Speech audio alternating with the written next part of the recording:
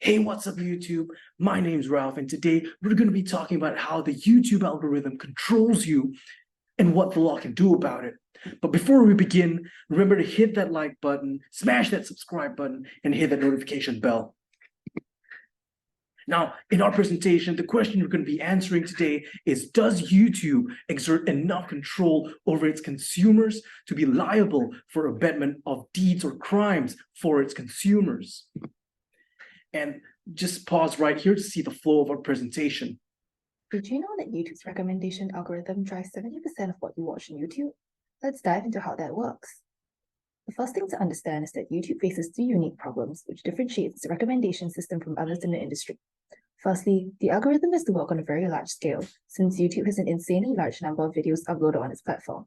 Secondly, the algorithm has to be able to factor in fresh content, as YouTube's database of videos are constantly uploaded with new videos from both existing and new channels. Thirdly, the algorithm has to deal with a lot of noise, in the sense that users engage with YouTube regularly for almost everything, from entertainment to education to news.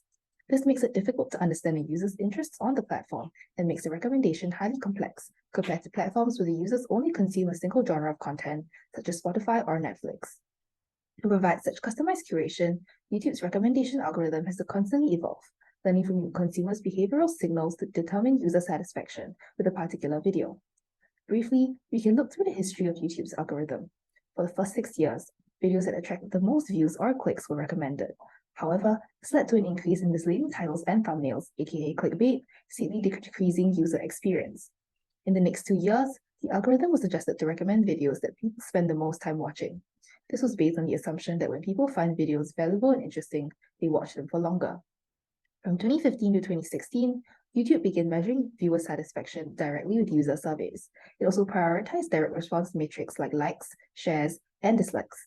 From 2016 onwards, YouTube also began to focus on reducing the spread of harmful misinformation using its algorithm. For example, changes made to the algorithm in early 2019 have reduced consumption of borderline harmful or misleading content by 70%. Now, let's look at how YouTube's recommendation algorithm works today. It is driven by Google Brain, which was recently open sourced as TensorFlow. The system consists of two neural networks, the first for candidate generation and the second for ranking. For candidate generation, YouTube carries out broad personalization using your watch history and selects 100 to 200 videos from its corpus of billions of videos.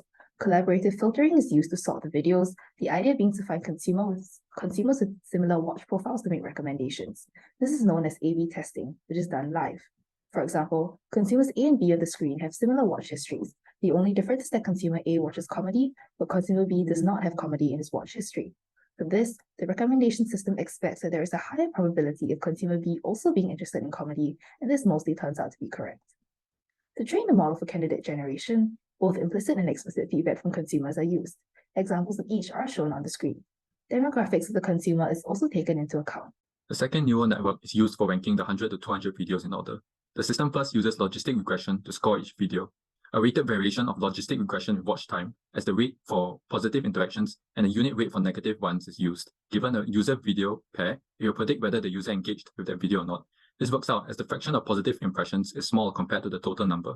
The final ranking is constantly being tuned based on live A/B testing results, but this is generally a simple function of expected watch time per impression. What we have discussed so far is based much on YouTube's 2016 white paper. However, if you remember earlier, YouTube had said that in 2019, it took steps to change the algorithm to reduce borderline content consumption. YouTube defines borderline content to mean content that comes close to but doesn't violate community guidelines. So how does YouTube do this? They use classifiers to identify whether a video is authoritative or borderline. These classifications rely on human evaluators who assess the quality of information in its channel or video. The evaluators come from all around the world and are trained through a set of detailed, publicly available rating guidelines. To determine authoritative content, evaluators answer a key few questions, such as what's the reputation of the speaker and the channel it's on. The higher the score, the more the video is promoted. To determine borderline content, evaluators assess factors including whether the content is inaccurate, misleading, or deceptive.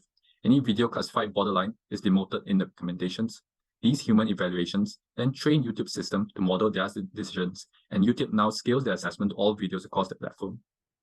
At a cursory glance, one can see where and how liability can be attributed to YouTube for any mishaps the algorithm causes.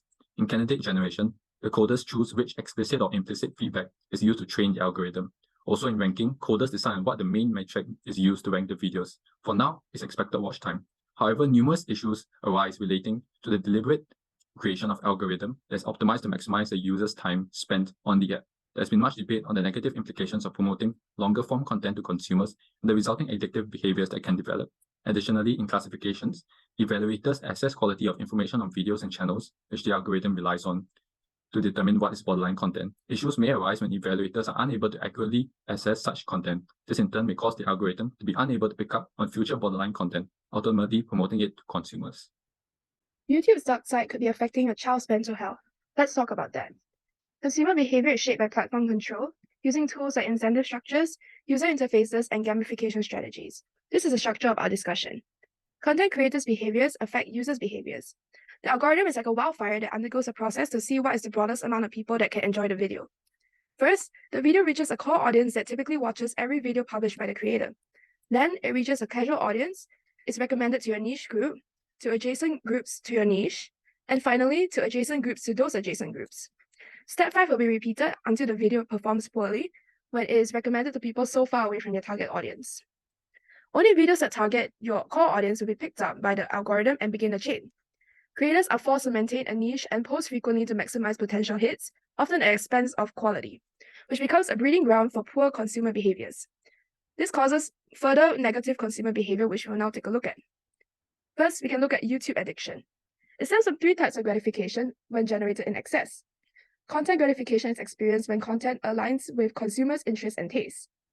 Process gratification is derived from the act of engaging with the activity itself.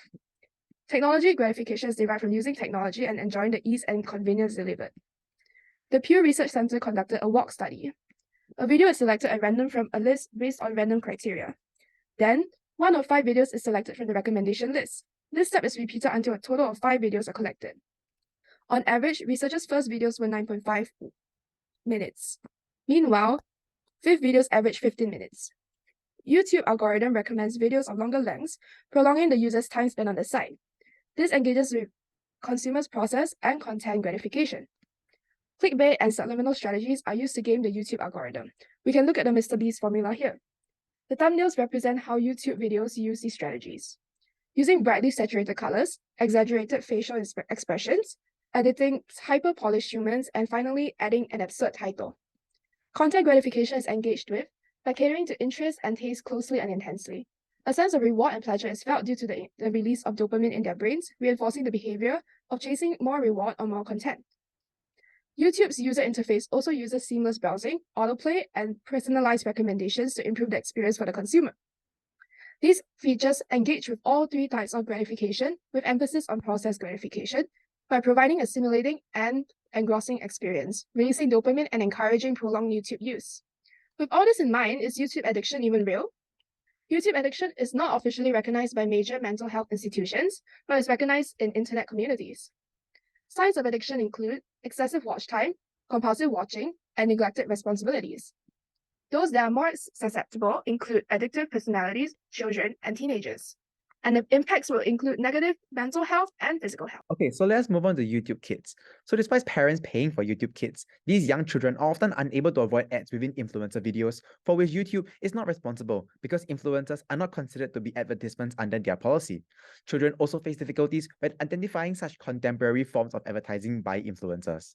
The end result is that these children are subconsciously influenced by the content on YouTube in terms of their consumption and purchase behavior. Furthermore, this will lead to undesirable efforts such as a child-parent conflict, whereby children will be pestering their parents to fuel their materialistic needs, having been influenced through YouTube. Furthermore, CNBC, citing the American Academy of Pediatrics, stated that children are unable to filter out manipulated and inappropriate content from children franchises. Such vulnerableness affects the children's mental health, such as increased aggressive behavior, as well as being more stubborn. An article by the Journal of Positive School Psychology has also found that such stressful emotions from explicit content targets children causes anxiety, further showing the effect that YouTube has on children. How about radicalism? As it turns out, YouTube may have found an unexpected relationship between racism and the right amount of curiosity that prompts a person to continue to watch YouTube videos. According to a research article by Lauren Valentino Bryan in 2020, he made a visualized data map of 13,529 YouTube channels in an attempt to figure out what was happening when it was recommending increasingly extreme political content. Turns out, they found tightly bound relationships between the right-leaning content on YouTube, especially Frog News, white nationalists, along with some conspiracy theories and anti-political correctness channels. This was a problem, given that a user who pursues even mildly conservative content is 1 or 2 clicks away from extreme far-right channels and radicalizing content. The surprising outcome was that the YouTube algorithm was interfering with people's preferences and seemed to be pushing racist and outright propaganda to the surface. But perhaps the radicalism effect of YouTube has been overstated. Let's investigate into the extent for which YouTube is truly affecting us. According to the studies conducted by Nature and Science, exposure to extremist videos on YouTube is heavily concentrated among a small group of people with high prior levels of racist sentiment that have often been subscribed to those channels before. As such, the study proves that self-radicalization only happens to smaller groups of users on the internet, and YouTube is not sending its users down the rabbit hole. Furthermore, the Journal of Medical Research Institution explored YouTube's recommendation system in the context of COVID-19 vaccines, and they found that there was no evidence that YouTube promotes anti-vaccine content. The average share of anti-vaccine videos remained well below 6% at all steps in the user's recommendation trajectories. Videos recommended by YouTube are likely to contain health-related content that is not specifically related to vaccination. The videos are longer and contains more popular content. The conclusion was that the assertion that YouTube's recommendation system acts as a rabbit hole may be inaccurate. Let's take a look at how different countries handle these liability problems. For example, the EU. They currently have a Digital Service Act in force, which states that any digital operation serving in the EU is legally accountable for everything from fake news to manipulation to propaganda and criminal activity and so on. And it also requires online platforms to provide more transparency in how their algorithms work. Interestingly here is that there are different rules regarding different sizes of the online platform. For example, very large online platforms, which is defined as more than 45 million users per year, where YouTube definitely falls under, the consumers have the right to opt out of the algorithmic recommendation system. Hence, if a consumer opted out of this, then there's not even a question anymore if YouTube is liable for its recommendations, since they opted out of the recommendation system. And they also currently are talking about an AI liability directive, which has not been enforced yet, so it is subject to change. Here, because usually in order to claim compensation for damages, victims have to prove the existence of damage, fault, and causality, etc. However, AI systems have characteristics that make it very difficult or even impossible for victims to identify and prove the fault of a potentially liable person. New here, which makes things easier, is the presumption of causality. So under specific circumstances, plaintiffs do not have to prove causality anymore. And how to deal with the problem that it's hard to find a person liable? So to remedy this, the AI liability directive will give national courts the power to order disclosure of evidence about high-risk AI systems that are suspected of having caused damage. So this includes a range of information and specific documentation about those. One question that is unanswered by this directive, though, is what happens if developers complied with the duties, did everything right, yet there's still damage caused? That question is just not answered here. So in the case of Twitter and Tumblr, the court held that social media companies did not aid and abet the ISIS terrorists. The key question was whether the defendants gave such knowing and substantial assistance to ISIS. So this suggests that there are 2 key factors to be determined by the courts. 1, knowledge, and 2, the causal strength between the recommendation and the harmful act. So while different courts around the world can rule differently on the appropriate standards of knowledge and causal strength, these are the factors which need to be determined with reference to how the recommendation system actually works. Now, linking back to the control that YouTube exerts through its recommendation algorithm, regarding knowledge, the recommendation algorithm actually doesn't know what is the content that it's promoting. All it does is it uses the statistics of the video and matches it to the preferences of a consumer. And regarding causal strength, the recommendations are made based on already existing preferences of the consumer. And as earlier discussed, YouTube does not send its consumers down a rabbit hole. And after the video is watched, the consumer must still make a series of decisions to carry out his criminal actions. Watching the video or being recommended the video is only one link in the long causal chain leading up to the harmful act. However, there is still an unanswered question. Should YouTube be legally required to actively remove harmful content on their own? So leave your thoughts in the comment section down below. Next up, let's talk about platform liability. In specific, if YouTube could be held liable for harm caused by its users because of their algorithms' recommendations. There have recently been 2 cases in the US dealing with this exact question. First of all, we have Gonzalez versus Google, where a young woman was killed in 2015 in Paris during an attack by ISIS. And her parents sought to hold Google, which owns YouTube, secondarily responsible under the Anti-Terrorism Act that allows family members of people killed by terrorists to pursue claims against those who aid and abet those terrorists. According to them, YouTube had become an essential part of ISIS' program of terrorism, and that ISIS uses YouTube to recruit its members, plan terrorist attacks, and issue terrorist threats since they posted their messages on that platform. Central to the argument was that YouTube's use of computer algorithms to match and suggest content to users based on their viewing history led to recommendation of ISIS content to others, so it radicalizes new people. So by allowing ISIS to post videos and other content on the platform, and by their algorithms' recommendations, the family argued that this aided and abetted terrorism. A very similar case was Twitter versus Tamne, but it was different at one point. Here it stressed that Twitter and social media platforms failed to remove accounts associated with ISIS and failed to remove content posted by supporters of such organizations. And by not removing these posts and accounts, they argued that social media platforms could be liable for aiding and abetting an act of international terrorism. What both cases have in common, the question that arises here, is it aiding and abetting terrorism when YouTube recommends videos by Islamic State militant group to certain users based on algorithmic predictions about their interests, or does not take their content down?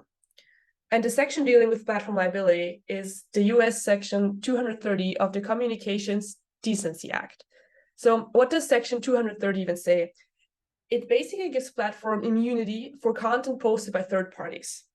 The question that arises now, if that also covers immunity after content when algorithms recommended it. For example, in the case of Gonzalez versus Google, the parents argued that the recommendations was content created by YouTube, so not by third parties, and thus was not protected from liability under this section.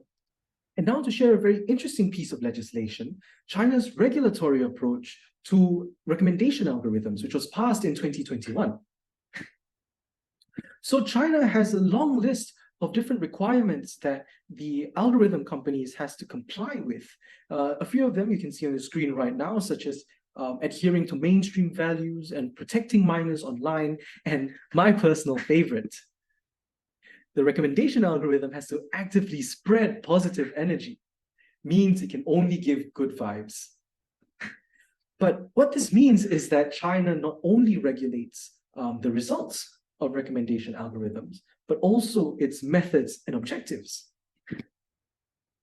So this is an example of preemptive steps imposed by the government on recommendation algorithm companies. And as we all know, China seeks to control every form of social behavior.